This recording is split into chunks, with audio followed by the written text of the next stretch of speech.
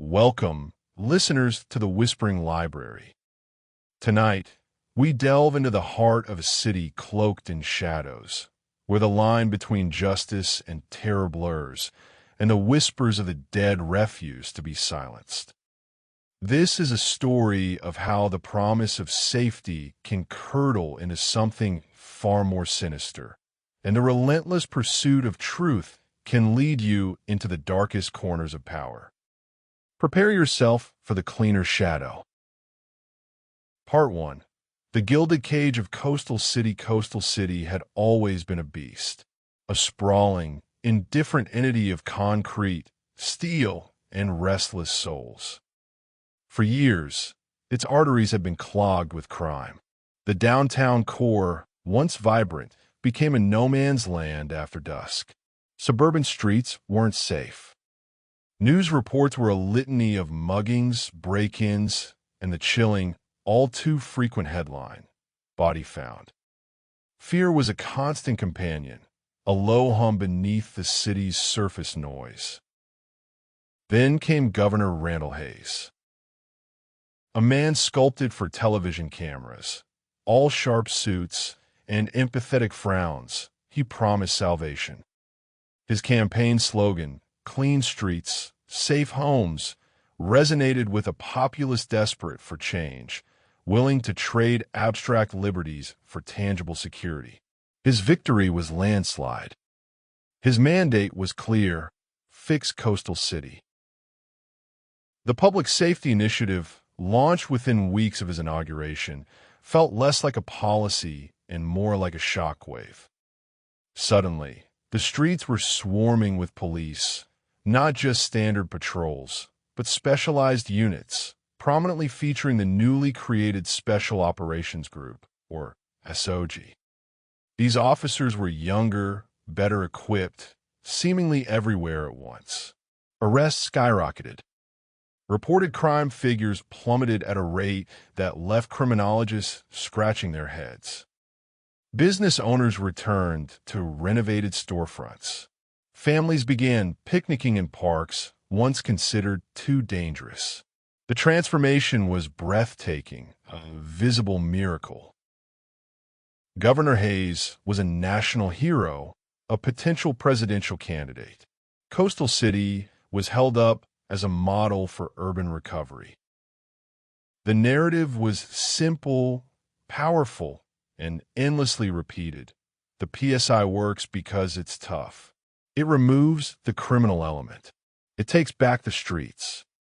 And the city, basking in its newfound peace, largely accepted this explanation without scrutiny.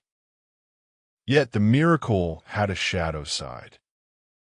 The official crime numbers went down, but a different set of numbers crept quietly upward in the city's databases. Unexplained deaths, officer-involved fatalities, disappeared persons, foul play suspected. These victims weren't bank robbers or high-profile gang leaders. They were the city's marginalia. Addicts found in derelict buildings, small-time dealers whose territories were measured in feet, homeless individuals sleeping in alleyways, petty thieves, known troublemakers with long rap sheets, but little actual power. Their deaths were rarely investigated with the same rigor as, say, a suburban homicide. They were convenient closures. Apparent overdose. Likely gang retaliation.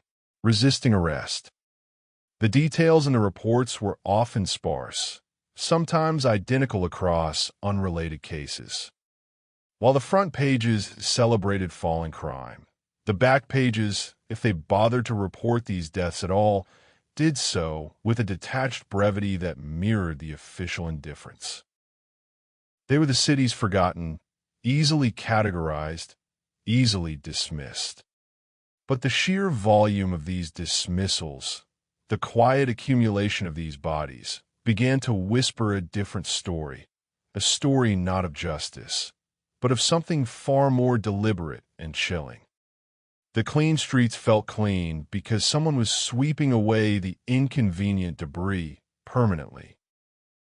Part 2. The echo in the autopsy room, Detective Elena Petrova hated cold cases.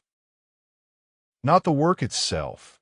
Piecing together fragmented narratives, seeking justice for the long-ignored dead, but the bureaucratic inertia, the knowing smiles from colleagues who saw it as a place to be forgotten, not a place for real police work. Her transfer here, 3 years ago, felt like a soft exile after she'd raised questions about evidence handling in a high-profile corruption case that coincidentally involved a friend of the mayor. She was competent, relentless, and utterly out of favor. Cold cases was where the department hoped she'd fade away. She sat at her desk, the fan doing little to stir the stale air, the stack of files before her a physical manifestation of official neglect. Her current assignment: review unresolved death from the early PSI period, a task given to cold cases less out of a desire for truth and more as a way to occupy inconvenient personnel. Break time equals 0.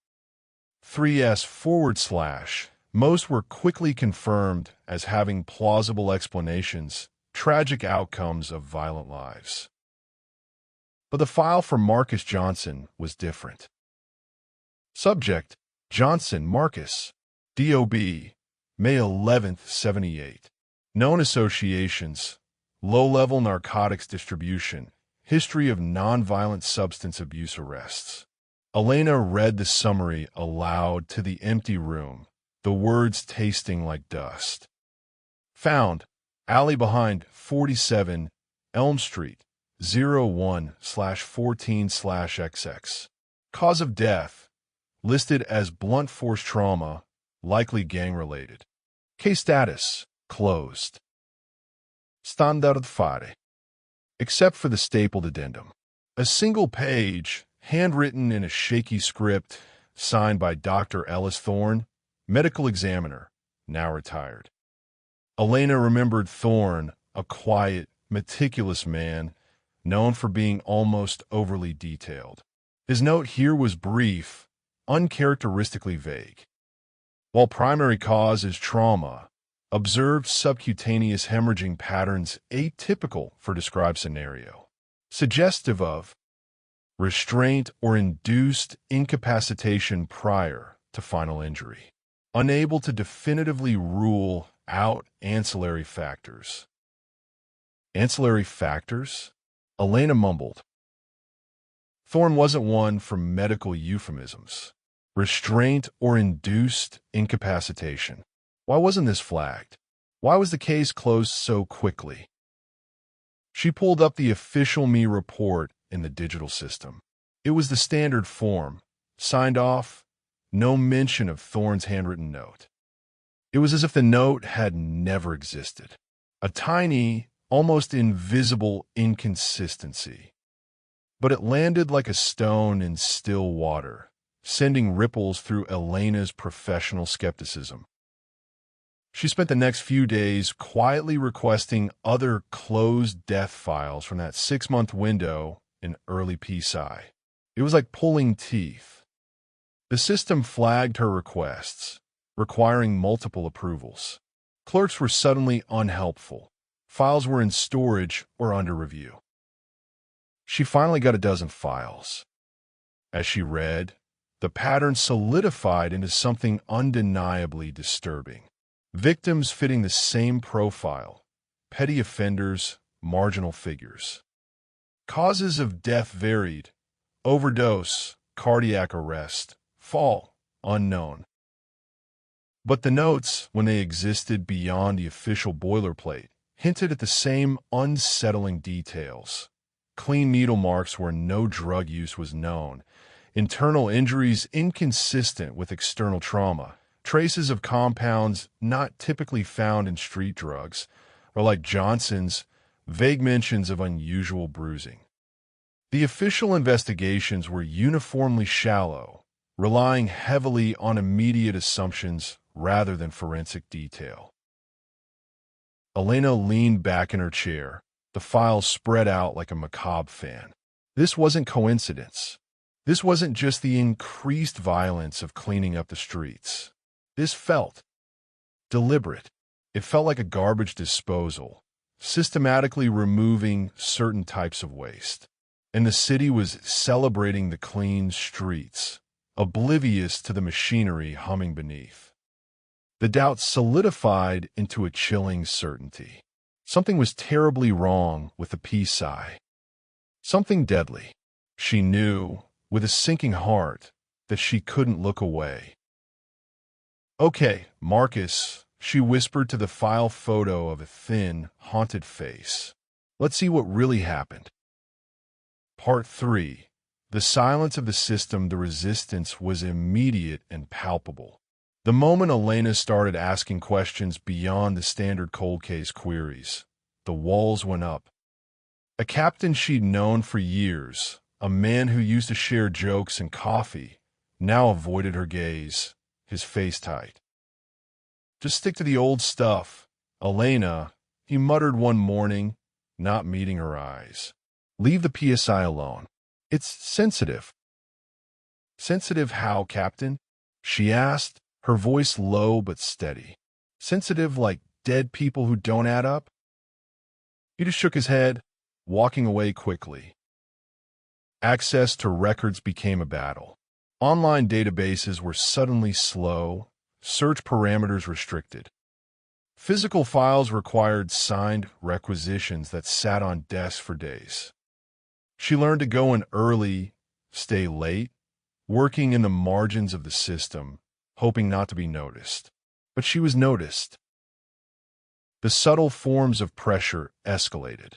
Anonymous emails containing veiled warnings. Her desk was ransacked one night. Nothing stolen, just a clear message. "We know you're looking." Desperate for an ally, she drove upstate to find Dr. Ellis Thorne. She found him in a small, isolated town, living a life that seemed intentionally erased. His small house was neat, sparse, filled with the quiet of someone who preferred solitude. "Dr. Thorne," she began, showing him her badge. "I'm Detective Petrova from Coastal City PD. I want to ask you about some old cases, from around 20XX. He visibly tensed, his eyes darting to the window. "Coastal City? I'm retired. Haven't been back." "I know, Doctor. These are cold cases. But your notes, on a few of them, particularly the one from Marcus Johnson."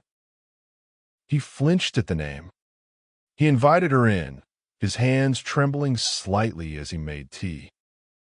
"Those were difficult times," he said, staring into his mug. "The city was bad. Everyone wanted it fixed. Fast."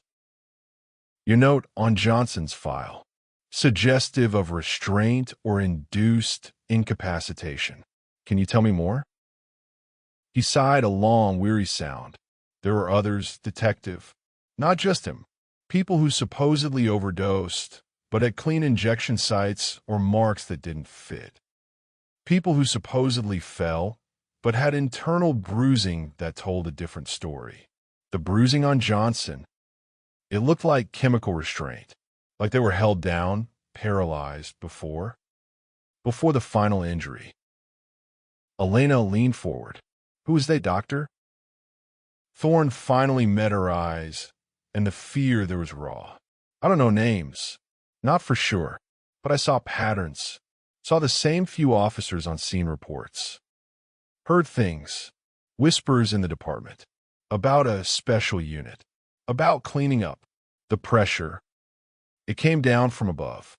Not explicit orders to lie. Not usually. More like implicit direction. This case needs to be closed quickly, Doctor. Public safety is the priority. Or, we need to avoid panic, Doctor. Keep it simple. My findings, they were inconvenient. I started ruling more cases as undetermined, hoping someone would notice. But they just got buried." "Why didn't you speak up?" Elena asked softly. He looked away, his voice barely a whisper. "I was afraid. I had a family. I saw what happened to people who caused trouble. I rationalized it. Told myself I was just doing my job, processing the bodies. But I knew it wasn't just crime. He looked back at her, his eyes pleading. You have to be careful, detective. Very careful. They didn't like questions then. I doubt they like them now. His words were a chilling validation. It wasn't random. It wasn't a few bad apples. This was systemic. Armed with Thorne's reluctant testimony, Elena felt emboldened but also acutely vulnerable. She started interviewing victim families again, this time knowing what questions to ask. A mother described her son being picked up by men in an unmarked black van, never seen again, the police telling her he'd likely run off. A sister recounted her brother being threatened by men who called themselves cleaners just weeks before his body was found dumped in a park. She heard the fear, the grief, and the profound sense of powerlessness from people the city had decided were disposable. She also started noticing specific vehicles, dark sedans with tinted windows, seeming to appear and disappear near her apartment or when she was conducting interviews.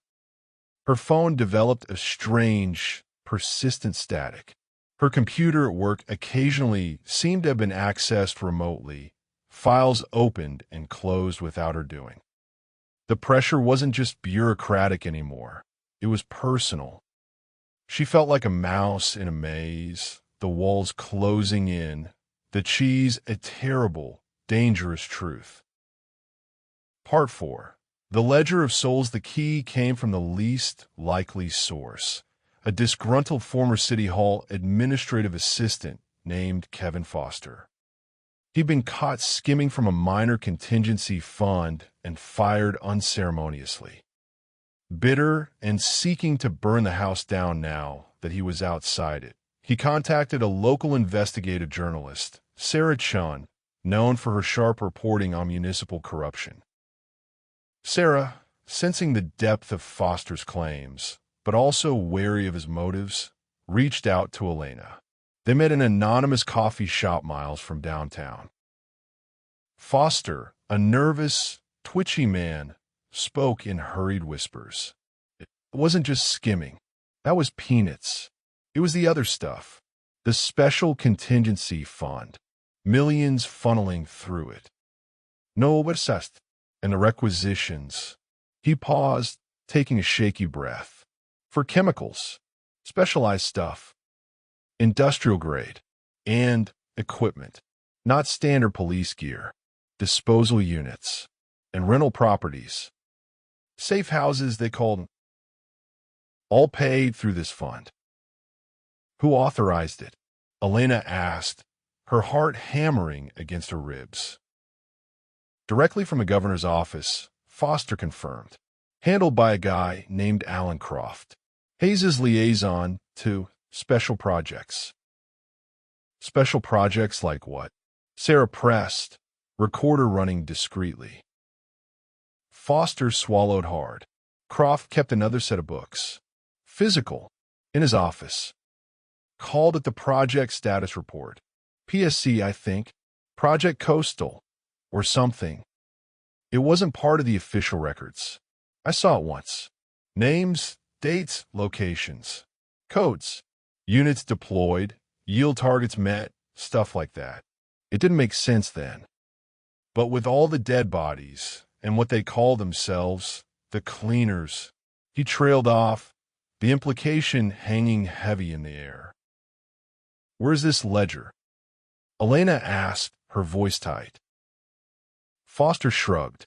Croft's old office. He was reassigned after I was fired. Nobody's used it since. Probably still there. He was old school. Didn't trust computers for the really sensitive stuff.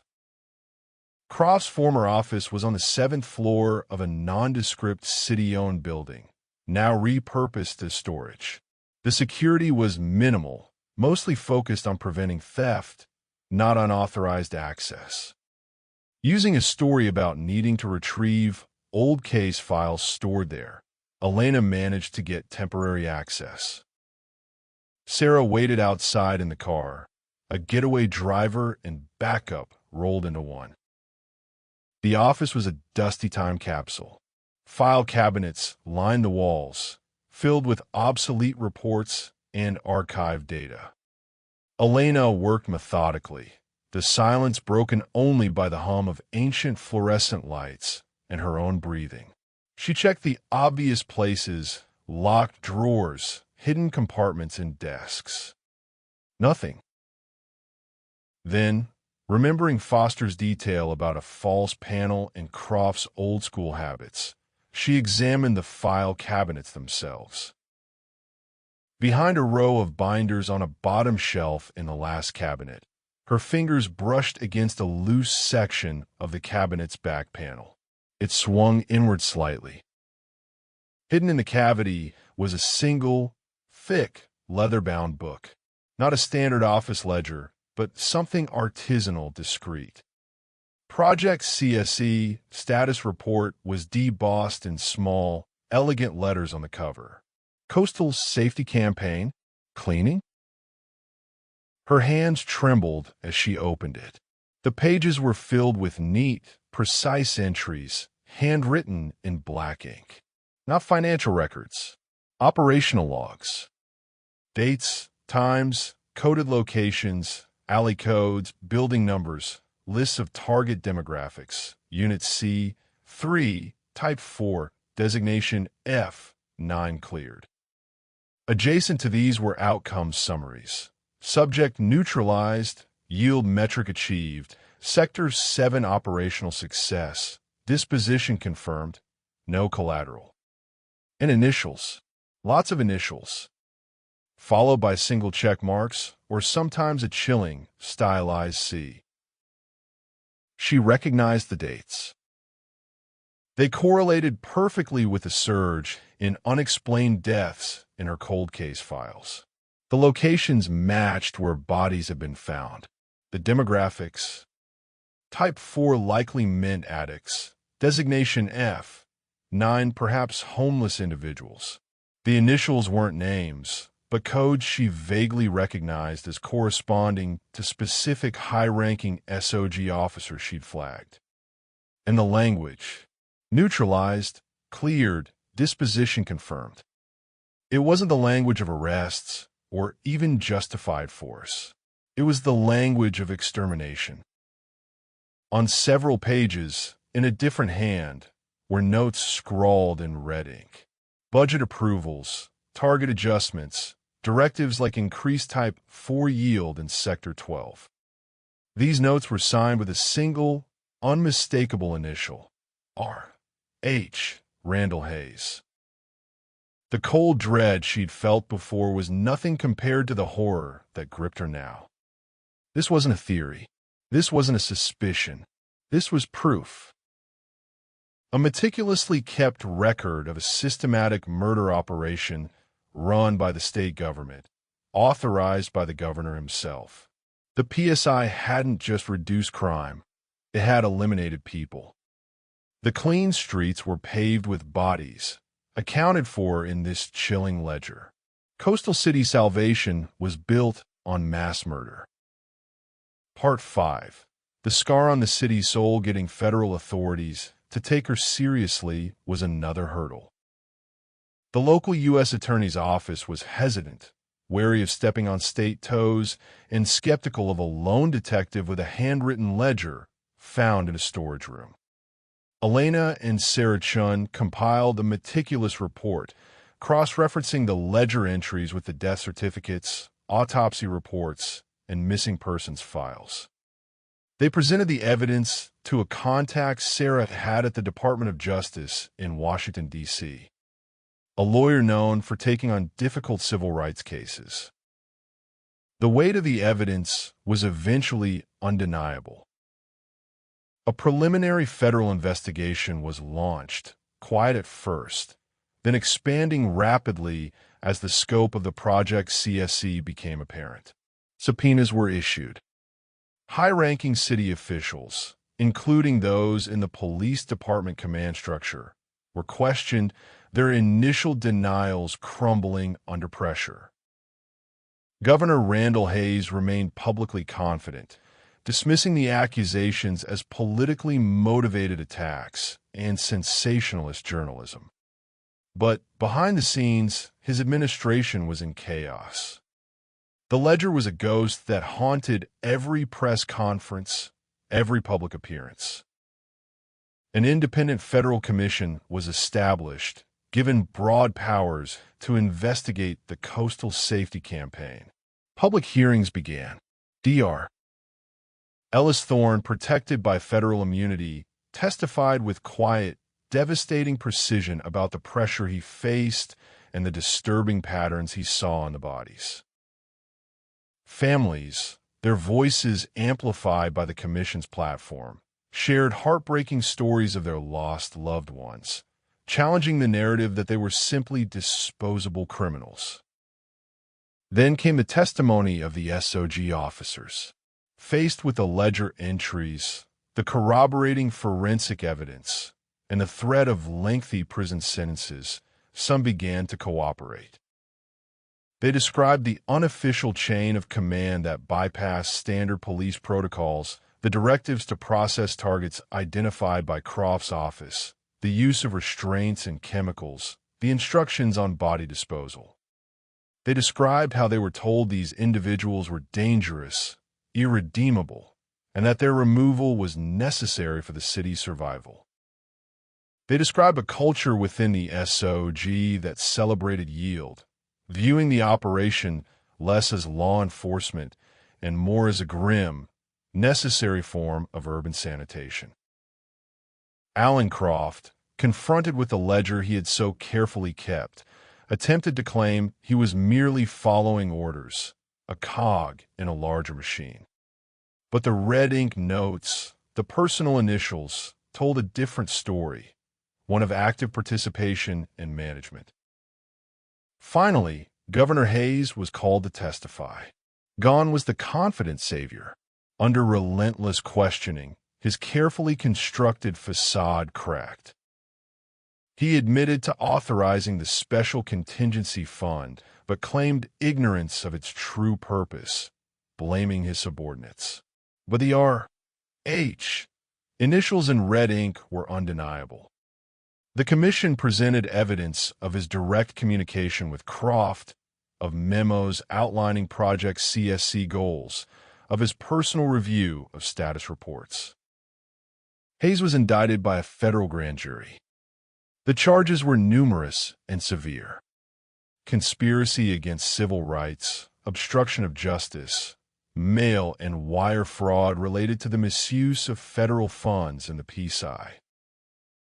While not murder charges in the traditional sense, they addressed the systemic nature of the crimes.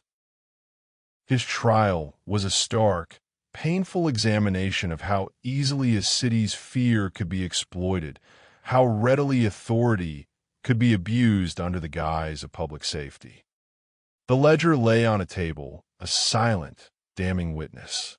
Hayes was found guilty on multiple counts and sentenced to life in federal prison. Alan Croft and several high-ranking SOG officers also received lengthy sentences. Elena Petrova, having testified exhaustively, found her career in the coastal city PD untenable. She resigned quietly, the department still reeling from the scandal, many resentful of her role in exposing their dark secret. Sarah Chun won a Pulitzer for her reporting, ensuring the story reached every corner of the country. Dr. Thorne lived out his remaining years in uneasy peace, the weight of his earlier silence a heavy burden. Coastal City began the long, arduous process of healing. Monuments were erected in parks where bodies had been found, simple stone markers bearing the names of the known victims, and a promise to remember the unknown. Community centers were established in the neighborhoods most affected by the cleaning. There were apologies from city officials, attempts at reconciliation, but the trust was broken, perhaps irrevocably.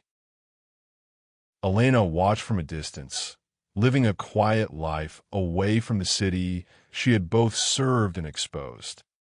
She knew the convictions, the disbanded SOG, the new oversight committees. They were necessary steps, but they didn't erase the past.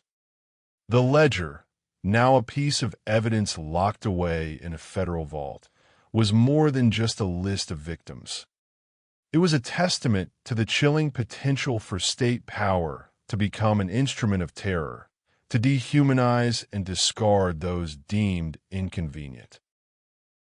The whispers of the dead, accounted for in those neat, clinical entries, would forever haunt the gilded cage of Coastal City, a lingering shadow of the darkness that had almost consumed it entirely.